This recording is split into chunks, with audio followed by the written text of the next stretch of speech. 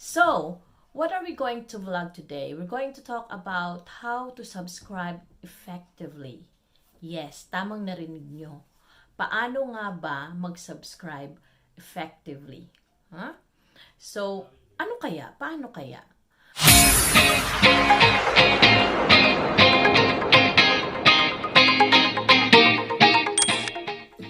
Hello mga ka-Lyfstyler! Good afternoon po! It's not a brilliant day today. It's look gloomy outside. Pero it's not raining, so it looks good. So, what are we going to vlog today? We're going to talk about how to subscribe effectively. Yes, tamang narinig nyo. Paano nga ba mag-subscribe effectively? Huh? So, ano kaya? Paano kaya? Well, anyway, pumunta po tayo sa tanong na ito dahil most of our family and friends are asking us how to subscribe effectively.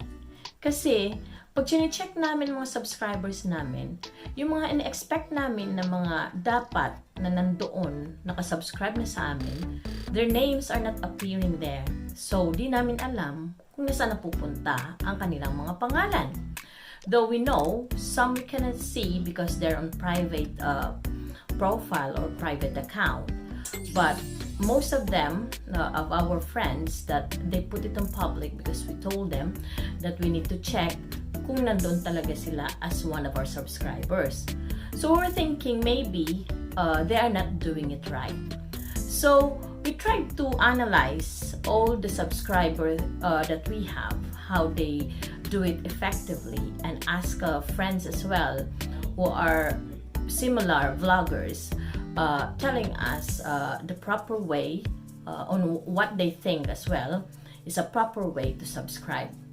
So we found like we have 5 ways to become effective subscriber. And number 1 is, of course, is you have to watch the videos.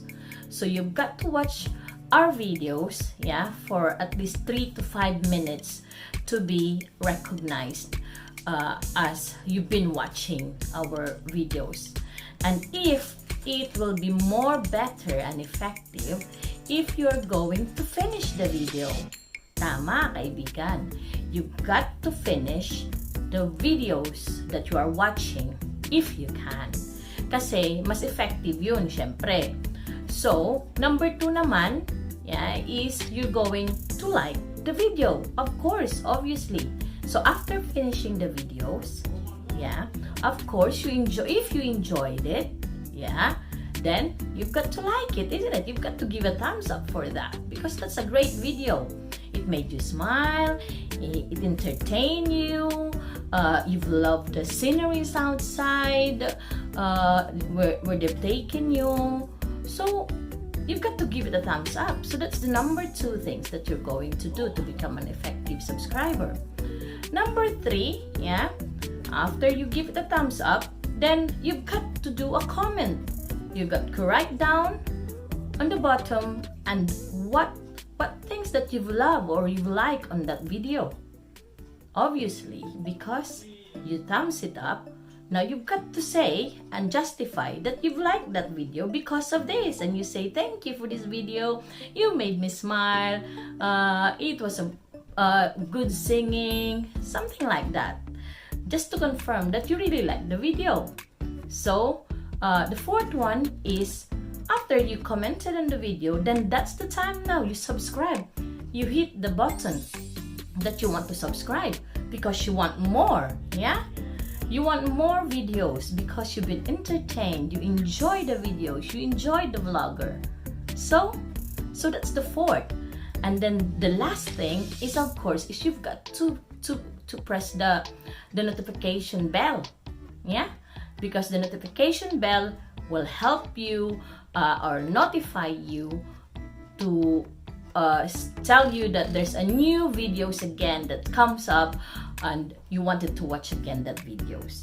So simple step So 5 po yan. So 5 things to become an effective subscriber on where for us parang yun, those 5 are the needed one. So ulitin natin. So number 1 is watch the videos. If you can watch the full videos, that's the best. Then after watching the videos and you find the video very entertaining, you love it, you like it, then you give it a thumbs up. Yeah, and then number 3 is, of course, when you like it, you've got a reason why you like the video. So you've got to comment down below and tell everybody or tell that vlogger what you love from that video. And number 4 is the subscribe button now, because you love the video, you commented on it, and now you've got to subscribe to that vlogger because you enjoyed the video and you want more. And then after subscribing, after hitting the subscribe button, then that's the time now you hit the notification bell so that you will be notified of the new video that are coming or that has been posted. So that's it, my friends. Yun lang po, mga kaibigan. Yeah, 5 ways to become an effective subscriber. So, sana may natutunan kayo dito sa vlog namin na to, at sana yung mga kaibigan namin at saka yung mga gusto mag-subscribe, sana magawa ng correct yung pagsa-subscribe para hindi po masayang ating mga effort at oras. I know we love to support each other, and I hope that everybody will be happy, diba? So that's it for now. Thank you very much for watching our vlogs, and don't forget, yeah, so watch, like, comment, yeah, subscribe, and hit the notification bell if you love our videos today. And I hope may natutunan kayo. And that's it. Thank you very much. God bless everyone. Bye-bye! Ta-ta! See ya!